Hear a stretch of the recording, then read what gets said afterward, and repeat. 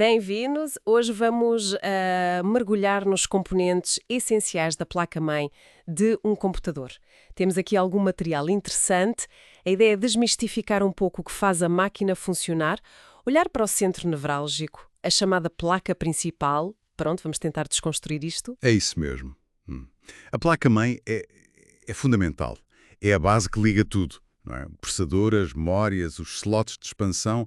Quer dizer, é ali que tudo se encontra e comunica. Sem ela, era o caos. Nada falava com nada. Certo, certo. E começando talvez pela memória RAM.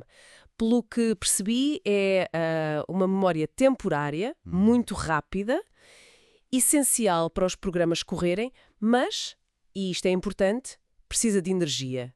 Senão, pof, desaparece. Exatamente. É volátil. E mede-se em kilobytes, megabytes, hoje em dia mais gigabytes, claro. Claro. E a quantidade de RAM, bem, faz toda a diferença no desempenho. Mais espaço, mais programas a correr ou programas mais pesados sem o computador engasgar. Mas lá está. Desligou, acabou. A informação que lá estava vai à vida. É o preço da velocidade. Ok.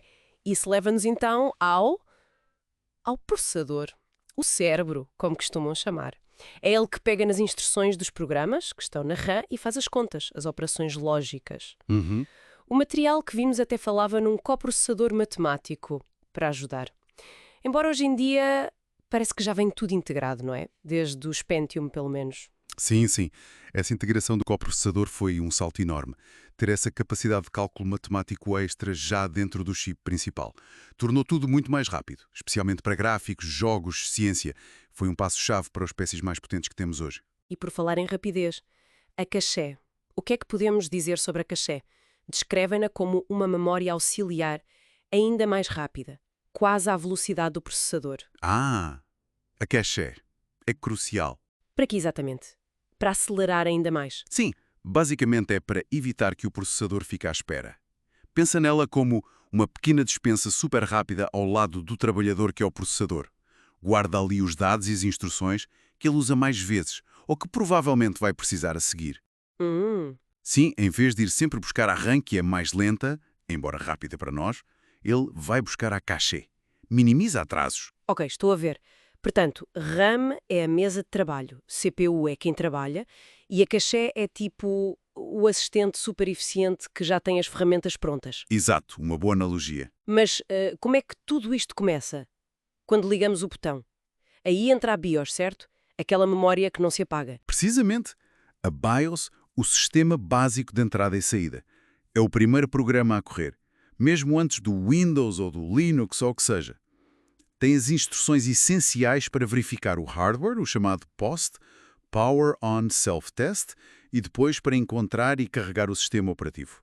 E hoje em dia essas BIOS podem ser atualizadas, não é? Já não são como as antigas, gravadas uma vez na fábrica. É isso.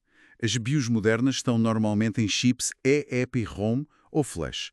Permitem regravar, atualizar, o que é ótimo para compatibilidade com peças novas ou para corrigir bugs. O material falava também no setup, aquele menu azul ou cinzento que aparece se carregarmos numa tecla específica ao ligar. E da CMOS, qual é a relação entre estas três coisas? BIOS, setup e CMOS. Bem, a BIOS contém o programa que gera esse menu de setup. O setup é a interface que nos deixa configurar coisas. E as configurações que nós escolhemos nesse menu, tipo a ordem de arranque, data, hora, parâmetros da RAM, essas não ficam guardadas na BIOS. Ah, não? Então onde? Ficam guardadas numa memória pequenina chamada CMOS. E essa CMOS, tal como a RAM, precisa de energia para manter a informação. Daí a pilha na placa-mãe. Exatamente. Aquela pilha de relógio serve para alimentar a CMOS enquanto o PC está desligado. Se a pilha falhar... Sim, perdem-se as configurações. E volta tudo ao padrão de fábrica, percebo. É isso. BIOS dá o programa, CMOS guarda as nossas escolhas e a pilha mantém a CMOS viva. Ok, acho que percebi a dinâmica toda. Então, revendo. Placa-mãe como centro de ligação, RAM para trabalho rápido mas temporário, processador como cérebro executor, caché para acelerar o acesso a dados frequentes, BIOS para o pontapé de saída e reconhecimento inicial e CMOS para guardar as nossas preferências de configuração alimentada pela tal pilha. Faz sentido? E o mais fascinante para mim é ver como estes bocadinhos todos, cada um na sua, trabalham juntos. É uma coreografia complexa, super rápida, que acontece debaixo do capô. E olha, fica aqui uma reflexão, talvez um pouco provocadora.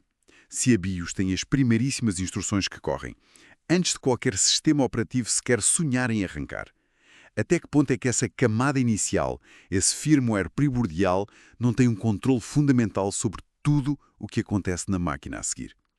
Pensem no poder silencioso desse código que define as regras do jogo logo no início.